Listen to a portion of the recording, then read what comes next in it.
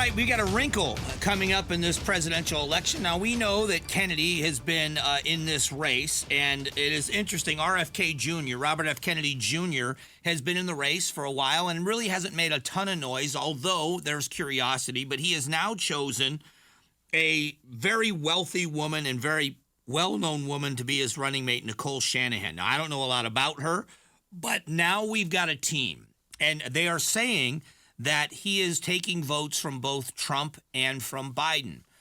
So here's the question we keep asking, and we're going to ask it even more as this goes on.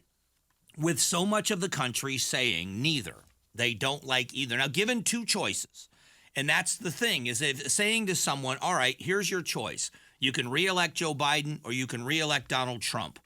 You're going to have, I would say, 90% of the people, 95% of the people on the right that are going to say Donald Trump. I'm not doing 4 more years of what we had. And you're going to have 90 to 95% of the people on the left saying, given those two choices, I would never vote for Donald Trump, so it's going to be Joe Biden. We have independent voters, but when you poll the American public and they say neither, 30% say neither. Now, that I don't believe that RFK has the ability to win the election. I just don't. But because I just think the way the political system is set up, that there are a lot of people, he is going to be a protest vote for many people.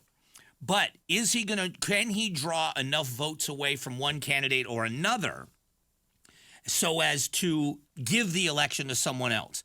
Now, the last time this happened was Ross Perot. Ross Perot ran. It was at the end of George H.W. Bush's first term. A lot of Republicans were upset because he said, read my lips, no new taxes, and then there were new taxes. So there were a lot of protest votes and Republican votes out there, and they voted for Ross Perot, which gave Bill Clinton the presidency and Bill Clinton's first term as president, which made George H.W. Bush a one-term president. And at the beginning of that, the proof of that was a protest vote is that at the very beginning of the Clinton presidency, you can go back and look this up, the beginning of the Clinton presidency, there were doubts that he was up to the job. And there were a lot of, I think it was Time Magazine and others, Newsweek maybe, that were questioning his ability to be president. Now, he went on to become a very popular president, 2 terms in office. But the questions at the beginning, this was not a victory so much so for Bill Clinton at the beginning as much as it was a protest vote against the tax increases under George H.W. Bush. I'm saying that because now, would this be a protest vote against both? And that's the issue here. How many people are the campaigns becoming a little bit desperate in what they need? If you look at the swing states, Donald Trump in the polling still leads in the swing states. But the gap is narrowing. What are they doing in order to raise money? You know, there's legal troubles for Donald Trump. You've got the hearings and the trials. And I don't care what people on the left say about the Hunter Biden situation. It affects things.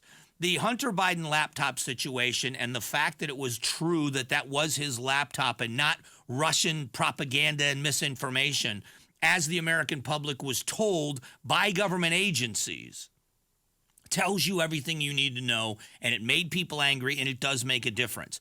And anybody else on the other side of the aisle, on the right side of the aisle, that doesn't think that there is some effect, a negative effect on the Donald Trump campaign because of fraud trials and payoff money and election trials and other things, it does.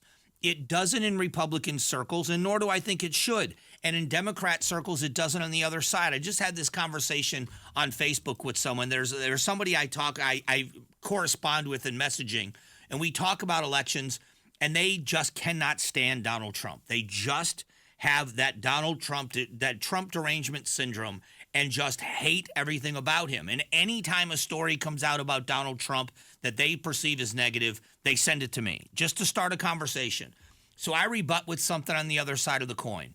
And so yesterday the story was Donald Trump is autographing Bibles and selling them.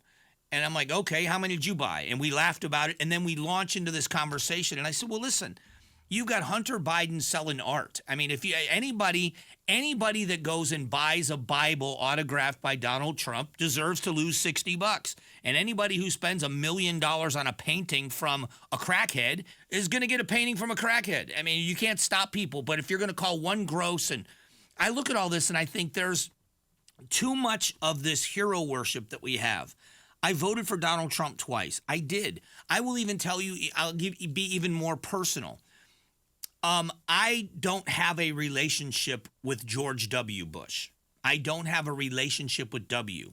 But I met him on a number of occasions, and I have a connection to him because my brother was serving in the Army when he was killed when Bush was president. So I have a connection with the former president. He wrote me a letter, and a unique letter that wasn't written to many people. So I have a handwritten letter from that president. I've had personal conversations with him, as short as they were, about my brother and about my family. So I feel a connection to him. On a personal level, I'm very happy that the country now sees the human being that I saw when politics was so contentious in the 2004 election cycle. That after the presidency, the world can see the human being that he is and the human being that I saw. And I'm happy that that's happening. Same thing happened with George H.W. Bush. He was loved, and so was Mrs. Bush. Loved as human beings, and the connection. He even had a friendship with Bill Clinton, and they did things around the world for charity. But even that personal connection that I had with W, part of it is because he would always speak his mind, and if you disagreed with him, that was fine. And I disagreed with some of the things he did like I did anybody else. I don't have loyalty. I don't genuflect at the feet of any politician. It's about policy for me and who's best to do it. There are many people that I respect that are lawmakers in this country, that are elected officials. And when they don't do the right thing in my mind, when they've done something that I disagree with, I tell them. And we have conversations about it. I don't say it disrespectfully, but I disagree with them. So I can say to you, I will tell you this, I wouldn't buy a $60 Bible autographed by President Trump. There are many people that think that would be a great thing to have. Now, if there's a Bible out there autographed by Abraham Lincoln or George Washington, I couldn't afford it. Different set of circumstances. But this political fight, and the reason why I'm tying this in here, is here we are once again having the who's the worst human being conversation. You know, all the things about Joe Biden and the possible influence peddling by Hunter Biden that many of us believe is true, that it happened, that Hunter Biden was living off of his father's vice presidency and his father was making, 10% for the big guy. Many people believe that happened. You look at the legal troubles and Trump's a horrible person and how does he grab women and paying off porn stars and instead of arguing about the issues and what's going on in America, but if we're going to have this debate, if their debate is which one is the least bad, does RFK Jr. have a chance at stealing that election? It's a great question.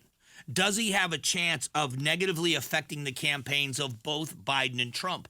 And data is now showing he's pulling votes from both right now. How effective can that be? I'll be honest, I don't think that he can get enough support to win it all. But now let me add one more element to this. President Biden says he will not debate President Trump with RFK. What would it do to the American public or for the American public if there was a debate stage with Trump and Kennedy? Would that bolster Kennedy as far as the eyes of the American people if he performed well in the debate? Would people look at that and say, well, first of all, why isn't President Biden there? But second of all, this guy sounds presidential. Could he pull that off? I just think these are fascinating times. Fascinating times. Thanks for watching The Mike Broomhead Show. Tap to watch the first season of Amazing Arizonans, a KTAR News podcast. You can also click the button in the middle to subscribe.